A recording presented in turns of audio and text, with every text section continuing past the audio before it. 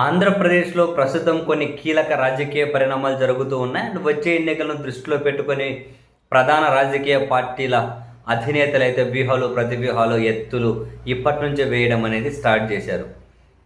And at the same time రాష్ట్రంలో ఖాళీ అవుతున్న రాజ్యసభ ఎమ్మెల్సీ స్థానాలను ఇప్పటికే చాలా వరకు ఫిల్ చేసుకుంటూ వచ్చారు.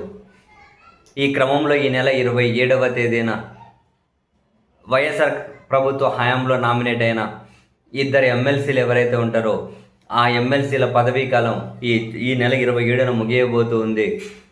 జగన్మోహన్ రెడ్డి గారు ముఖ్యమంత్రిగా ఉన్నప్పుడు గవర్నర్ కోటా నుండి జకియా ఖానం, పండుల రవీంద్రబాబు వీళ్ళిద్దరు ఎమ్మెల్సీలు అయ్యారు.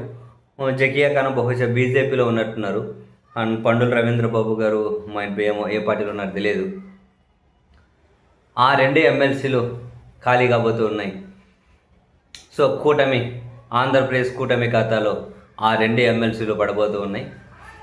ఇక్కడ ఇంట్రెస్టింగ్గా జనసేన పార్టీ ఒక ఎమ్మెల్సీని అడుగుతూ ఉంది అని, కానీ చంద్రబాబు నాయుడు గారు మాత్రం రెండే ఎమ్మెల్సీలు వాళ్ళ పార్టీకి సంబంధించిన వాళ్ళకి ఇవ్వబోతున్నారు అనేది ఒక ప్రధానమైన వార్త. అయితే ఆ రెండు ఎమ్మెల్సీలు కూడా ఇద్దరు కీలక వ్యక్తులకు ఇవ్వబోతున్నారు అని, అందులో ఒక 2019 ఎన్నికల ముందు నుంచి ఎమ్మెల్సీ హామీతోనే ఈ 6 సంవత్సరాల నుంచి నెట్టుకొని వస్తున్నటువంటి వంగవీటి రాధా గారు ఒకరైతే, మరో ఎమ్మెల్సీ అనూహ్యంగా మరోసారి పిఠాపురం వర్మ పేరు తెర మీదకి వస్తుంది.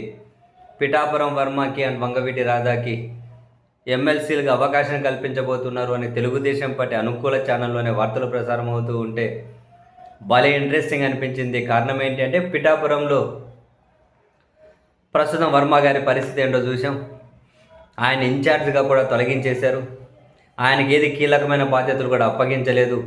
అటువంటి పరిస్థితుల్లో ఇప్పుడు కూడా ఎమ్మెల్సీగా వర్మకు అవకాశం ఇస్తే ఖచ్చితంగా అది పవన్ కళ్యాణ్ గారికి షాక్ లాగానే భావించాల్సి ఉంటుంది. పిఠాపురంలో మరో పవర్ సెంటర్ ఏర్పాటు కాకూడదని వర్మను పాపం పూర్తిగా పక్కన పడేశారు. ఆయన ప్రమేయంతో గెలిచి ఆయన సేవలు ఉపయోగించుకొని ఆయన త్యాగం చేసిన సీట్ నుంచి గెలిచిన వాళ్ళు కూడా ఆయన మీద పంచులు, సెటైర్లు, ఆయన మీద దాడులు చేసేకే వెళ్తూ ఉన్నారు. సో ఇప్పుడు పూర్తిగా వర్మకి ఏది వస్తుందని చెప్పి ఆశ కూడా లేని పరిస్థితుల్లో వాళ్ళ అభిమానులకి ఇప్పుడు మళ్ళీ తెలుగుదేశం అనుకూలమైన మీడియాలోనే పిఠాపురం వర్మకి ఎమ్మెల్సీగా అవకాశం ఇవ్వబోతున్నారు అనే వార్తలు నిజంగానే ఇంట్రెస్టింగ్ అనిపించాయి. అదే జరిగితే పవన్ కళ్యాణ్ గారికి షాకే. మరి చూడాలి చంద్రబాబు నాయుడు గారు 2 ఎమ్మెల్సీలు ఎవరికి అవకాశం ఇస్తారు.